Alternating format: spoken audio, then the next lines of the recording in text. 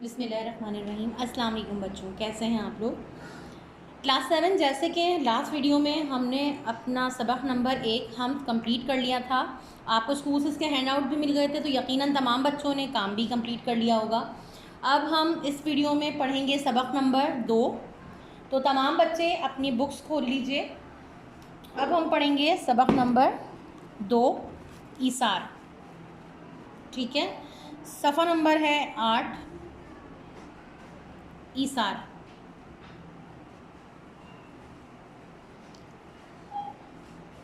सफ़ा नंबर 8, ईसार।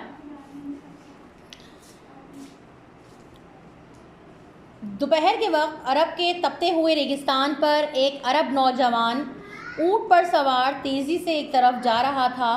वो इस कोशिश में था कि कोई नखलिस्तान मिल जाए तो वो गर्मी की इस सख्त दोपहर में आराम कर सके। कहीं दूर उसे खजूर के दरख्तों का एक झुंड नज़र आया। उसने ऊँट को और तेज़ कर दिया। कुछ देर बाद वो एक खूबसूरत नखलिस्तान में पहुंच गया। दरख्तों के साए में आया और ऊँट को बिठाकर इस पर से उतरा और इसका घुटना बांध दिया। चश्मे से हाथ मुँह धोया और पानी पीकर दरख्तों के साए में लेट गया। लेटते ही उसकी आंख लग गई। ज़्यादा देर ना गुजरी थी कि ऊँट ने उठने की कोशिश की, जिससे उसके घुटने की रस्सी खुल गई और वो दरख्तों के पत्ते खाने लगा। दोपहर का वक्त था और अरब में तो गर्मी भी बहुत शदीद होती है। तो वो शदीद गर्मी में तपती हुई दोपहर में रेगिस्तान से एक अरब नौजवान ऊँट पर तेज़ी से आ रहा था और वो इस कोशिश में था कि उसे कोई नखलिस्तान मिल जाए। नखलिस्तान किसे कहते हैं? जहाँ बहुत सारे दरख्त लगे हुए हों। थोड़ी ही देर गुजरी थी कि उसे खजूर के दरख्तों का एक झुंड नज़र आया। झुंड मतलब एक जगह उसे बहुत ढेर सारे दरख्त नज़र आए। उसने ऊँट को और तेज़ कर दिया और कुछ देर के बाद वो एक खूबसूरत नखलिस्तान में पहुँच गया।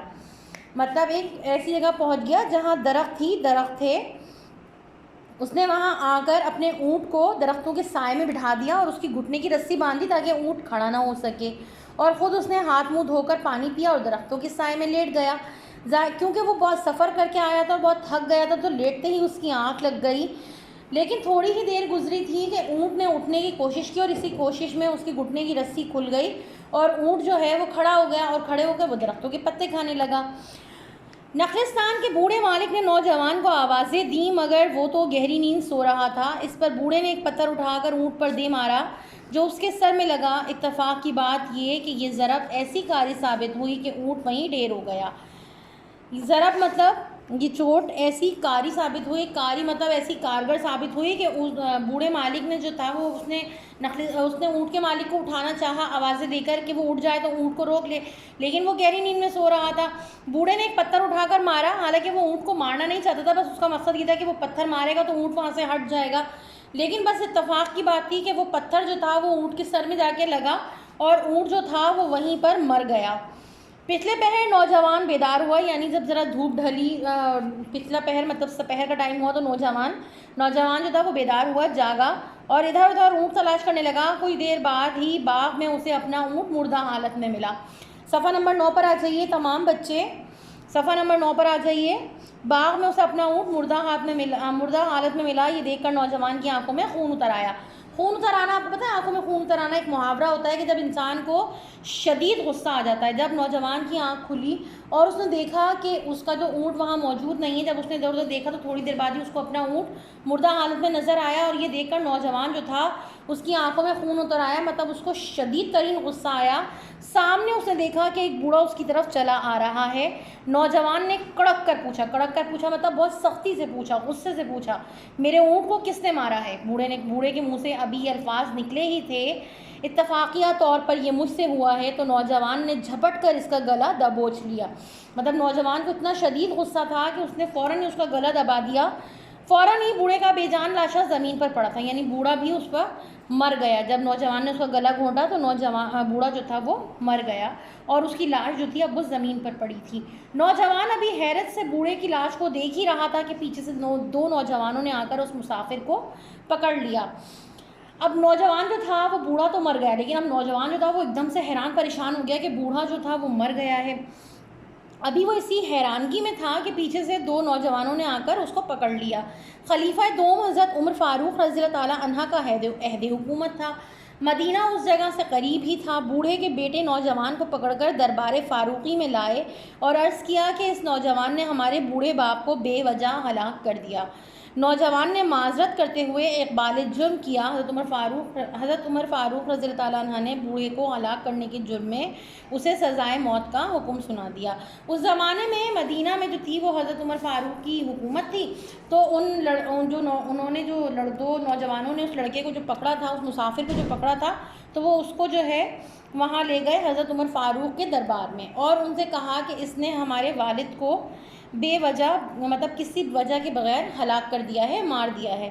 नौजवान ने माफ़ी मांगी और उसने अपना गुनाह कबूल करते हुए कहा कि हाँ, ये मुझसे हुआ है। अब हज़रत उमर फ़ारूक ने क्या किया कि इस जुर्म में नौजवान को सज़ा सुना दी, मौत की। जब अमीरुल मोमिनीन ने इस नौजवान को नौजवान से उसकी आखिरी ख्वाहिश दरियाफ़त फरमाई तो उसने अर्ज़ की, ए अमीरुल मोमिनीन, नबी अकरम सल्लल्लाहु अलैहि वसल्लम का इरशाद है कि अपने सर पर कर्ज़ लेकर ना मरो। सफ़ा नंबर 10 पे आ जाइए तमाम बच्चे। मुझ पर एक यहूदी का कर्ज़ है, मुझे इजाज़त दी जाए कि मैं ये कर्ज़ अदा कर आऊँ, फिर अपनी सज़ा भुगतूँ। अब जब उस शख्स को सज़ाए मौत हो गई तो हज़रत उमर फ़ारूक ने उससे कहा कि मौत के कैदी से ये पूछा जाता है कि तुम्हारी आखिरी ख्वाहिश क्या है। तो उस नौजवान से भी पूछा गया कि तुम्हारी आखिरी ख्वाहिश क्या है। तो उसने कहा कि नबी करीम सल्लल्लाहु अलैहि वसल्लम ने फरमाया है कि अपने सर पर किसी का कर्ज़ लेके ना मरो। तो मेरे सर पर एक यहूदी का कर्ज़ है और मुझे इजाज़त दी जाए कि मैं वो कर्ज़ अदा कर आऊँ और फिर आकर अपनी सज़ा भुगतूँ। हज़रत उमर फ़ारूक रज़ी ताला अन्हा ने फरमाया, अगर कोई तुम्हारी ज़मानत दे सके तो आर्ज़ी तौर पर रिहा करने में मुझे कोई अज़र ना होगा। अज़र का मतलब होता है कोई परेशानी, कोई दिक्कत, कोई एतराज़, और आर्ज़ी तौर पर यानी वक्ती तौर पर उन्होंने कहा कि अगर कोई तुम्हारी ज़िम्मेदारी ले सकता है, ज़मानत मतलब ज़िम्मेदारी ले सकता है, तो मैं वक्ती तौर पर तुम्हें रिहा कर दूंगा, मुझे कोई परेशानी नहीं है। नौजवान ने मजमे पर एक नज़र डाली। मजमा मतलब जहाँ बहुत सारे लोग जमा थे, उसमें कोई भी उसका वाकिफ़कार नहीं था, मतलब उसका कोई भी जानने वाला नहीं था। वो हैरान खड़ा था कि एक सहाबी खड़े हुए और अर्ज़ की, ए अमीरुल मोमिनीन, मैं इस नौजवान की ज़मानत देता हूँ। सहाबी रसूल सल्लल्लाहु अलैहि वसल्लम के इन अल्फाज ने मजमे पर सन्नाटा तारी कर दिया। सन्नाटा मतलब एकदम खामोशी तारी हो गई। ये सुनकर हज़रत उमर रज़ी ताला अन्हु ने फरमाया, आप रसूल अकरम सल्लल्लाहु अलैहि वसल्लम के सहाबी हैं, अगर ये नौजवान ना आया तो उसके बदले आपको कत्ल किया जाएगा। सहाबी रसूल सल्लल्लाहु अलैहि वसल्लम ने अर्ज़ की, अमीरुल मोमिनीन, मैंने अपना अंजाम सोच लिया है, मगर मैं ये बर्दाश्त नहीं कर सकता कि एक मुसलमान कहीं भी अपने आप को दूसरे से बेगाना समझे। बेगाना समझे मतलब अपने अलग समझे या अजनबी समझे।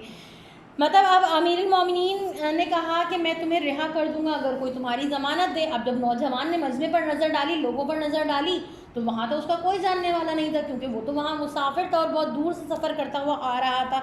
अब वो हैरान खड़ा था कि भाई कौन मेरी ज़मानत लेगा, यहाँ तो कोई मेरा जानने वाला नहीं है। इतने में एक सहाबी जो थे वो खुद खड़े हुए और उन्होंने कहा कि अमीरुल मोमिनीन, मैं इस शख्स की ज़मानत लेने के लिए तैयार हूँ। तो हज़रत उमर फ़ारूक ने कहा कि अगर ये वापस ना आया तो इसकी सज़ा आपको भुगतनी पड़ेगी, आप तो सहाबी रसूल हैं, आप क्यों ऐसा कर रहे हैं। तो आप सहाबी जो थे उन्होंने फरमाया कि मैं नहीं चाहता, मैंने बेशक अपना अंजाम सोच लिया कि अगर ये नहीं आया तो उसके बदले मुझे सज़ा दे दी जाएगी, लेकिन मैं ये भी नहीं बर्दाश्त कर सकता कि एक मुसलमान कहीं भी खड़ा, किसी मजमे में खड़ा होके, मुसलमानों के बीच में खड़ा होके ख़ुद को अजनबी समझे, क्योंकि आप सल्लल्लाहु अलैहि वसल्लम ने हमें जो इस्लामी तालीमात अता फरमाई हैं उसकी बिना पर ये मेरा भाई है और मैं बखुशी इसकी ज़मानत देता हूँ। यानी उन्होंने कहा कि बेशक मुझे सज़ा भुगतनी पड़ेगी, मुझे मालूम है, लेकिन आप सल्लल्लाहु अलैहि वसल्लम की तालीमात के मुताबिक ये मेरा भाई है, मुसलमान का भाई आपस में, तो ये मेरा भाई है और मैं पूरी खुशी से इसकी ज़िम्मेदारी लेने के लिए तैयार हूँ। नौजवान को आज़ाद कर दिया गया और उसकी वापसी के लिए एक मुद्दत मुकर्रर की गई, मतलब एक वक्त बता दिया गया कि इतनी मुद्दत में तुम्हें लौट आना है। ये नौजवान बहुत दूर दराज इलाके का रहने वाला था। तवील सफ़र करता हुआ वो अपने घर पहुंचा और घर वालों को तमाम वाक़यात सुनाया। सारे घर में कोहराम मच गया। कोहराम मतलब रोना पीटना, शोर मच गया। बहुत से लोगों ने सलाह दी, सलाह मतलब मशवरा दिया कि तो अब यहाँ तुम्हें कौन पकड़ने आएगा, मदीने ना जाओ। लेकिन उसका एक ही जवाब था कि मुसलमान कभी वादा खिलाफ़ी नहीं करता, ईफ़ा अहद हर मुसलमान पर फ़र्ज़ है, इसलिए मैं ज़रूर जाऊँगा। मतलब उस शख्स ने कहा कि नहीं, मुसलमान कभी वादा खिलाफ़ी नहीं करता, अगर मेरी ज़मानत उस शख्स ने दी है तो मैं उससे वादा करके आया हूँ और मैं वापस ज़रूर जाऊँगा। तो बच्चों, आज के लिए बस इतना ही। अब इस सबक को हम अगले वीडियो में पढ़ेंगे। तो जब तक के लिए अल्लाह हाफ़िज़।